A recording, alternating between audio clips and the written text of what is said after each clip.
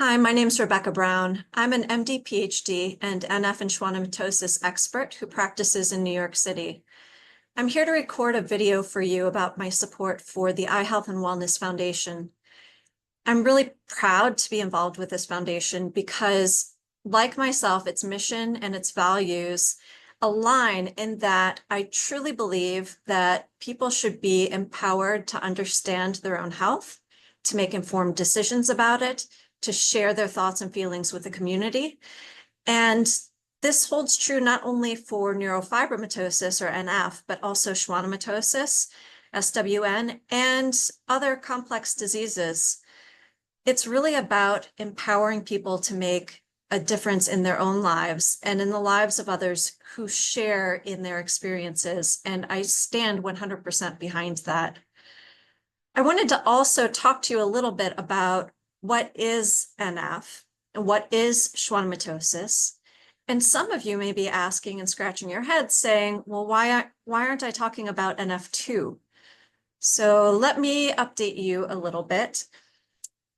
NF1, NF2, and Schwannomatosis are all conditions caused by different genetic alterations, all of which predispose people to grow tumors along the nerves, in the skin, along the spine, sometimes in the skull, but they're all what we call nerve tumor predisposition syndromes. And as I mentioned, they're all caused by different genetic causes. So for example, NF1 is caused by a mutation in chromosome 17 that is completely in a different location than the mutation that's found to be associated with Schwannomatosis, including NF2. Doctors used to think that Schwannomatosis and NF2 were completely separate entities. They thought that there were some clinical differences between the people who had Schwannomatosis and NF2, and also that there were genetic differences. And for the most part, that was correct. But we now understand as a medical community that NF2 forms one part of more of an umbrella group of disorders called Schwannomatosis. NF2 is caused by a mutation in chromosome 22, which causes tumors to grow in both hearing nerves, whereas in Schwannomatosis, the tumors may grow in one hearing nerve on one side of the head, but not necessarily on the other side. Both conditions can predispose people to the growth of tumors along the peripheral nerves and can lead to symptoms such as pain and visible lumps or bumps throughout the body, sometimes weakness and numbness.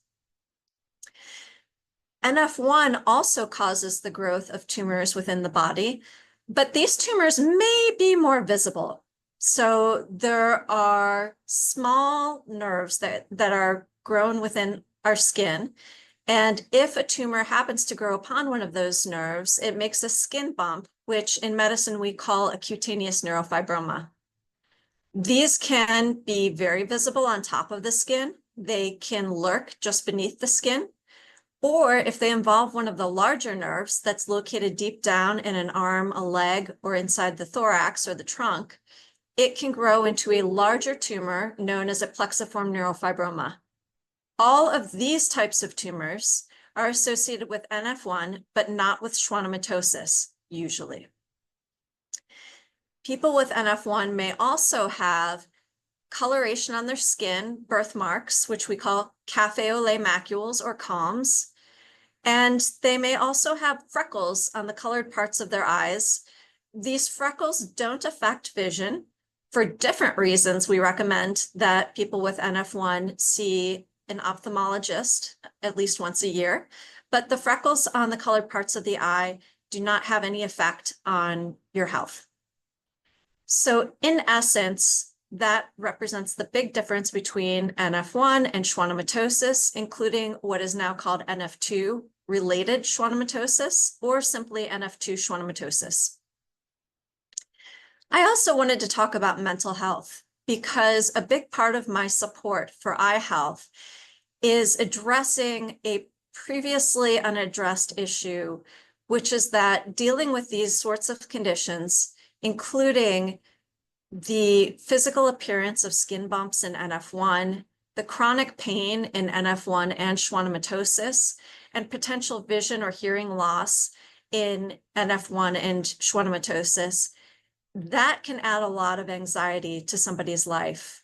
And indeed, we find that in people with NF1 and schwannomatosis, there is a much higher risk of those people having depression and anxiety, also learning disabilities such as ADHD.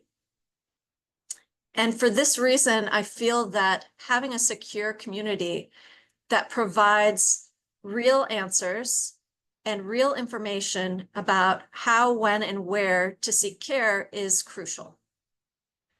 A lot of patients ask me how much of who I am is related to this gene mutation, and who would I have been if I wasn't born with a mutation in NF1? And I have a pretty scientific answer to that question because I'm a pretty scientific doctor. All of us are born with different genes. There is no one human genome that is the right, appropriate, or normal human genome. Every person's DNA is slightly different in many, many different ways, like a fingerprint. So I have mutations in many of my genes. You have mutations in many of your genes. Not all of those mutations lead to a disorder such as NF1, NF2, or schwannomatosis, but they all affect who we are as individuals. And those genes are no different. So when I am asked, who would I have been without NF or schwannomatosis? Would I have had the personality I have? Would I have had the life that I have? Would I have had the job that I have? The answer is, of course not. Because your genes form who you are from a very early age, and you would be a completely different human being if you didn't have that particular mutation. And personally, I'm very thankful for all of you and for all that you contribute to the world. Other thing that people ask me about with NF1 and schwannomatosis is a risk of cancer. For NF1, the skin bumps associated with NF1 and the café au lait macules will never develop into a cancer. If they are truly the cutaneous neurofibroma or CALM, those do not become cancer. The risk of cancer in the skin of people with NF1 is missing something that can affect anybody who's been out in the sun, including basal cell carcinomas, squamous cell carcinomas, and melanomas. There are larger tumors, the plexiform tumors, that can be hidden down in the body that can turn into a cancer. And that really is the reason why you want to follow with an NF clinic or a doctor who's specialized in NF, because you deserve the recommended surveillance imaging by an expert to try to catch any changes that happen in these tumors and take care of it before it becomes an issue. So what I'm saying in essence is you should let us bear the burden of that surveillance so that you can go about your normal lives. With schwannomatosis, there's a much lower risk of cancer. There are some treatments, such as radiation, that are sometimes absolutely necessary, but radiation can also very slightly increase your risk of cancer in those conditions.